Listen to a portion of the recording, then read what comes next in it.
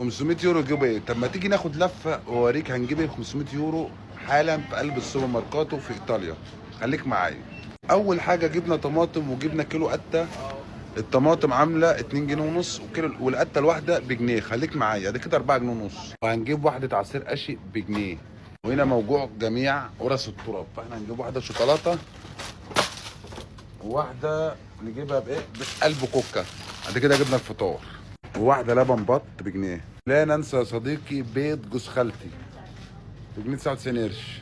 بس احنا هنجيبه اللي هو الارخص، بيض الارانب اللي هو ده ارخص واحسن. ونجيب لنا علبتين طماطم، ونجيب لنا واحده زيت ذره عامله جنيه 79 قرش. خليك معايا. وطبعا البرت ده ممنوعات يا صاحبي، خليك معايا. هنا جميع انواع السمك المحنطه، فاحنا هنجيب واحده سلمون عامله 3 جنيه بس اللي هو ببذره. طبعا لا ننسى انواع جميع اوراق السمك. هنا يوجد جميع اوراق السمك بنجاح وسردين.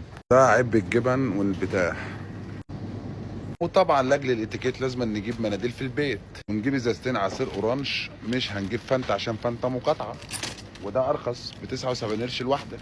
نجيب شويه شيبس وكلبز جاسمين وبطاطس 59 قرش. والحاجه القريبه من قلبي الجمبري بس عامل 11 يورو.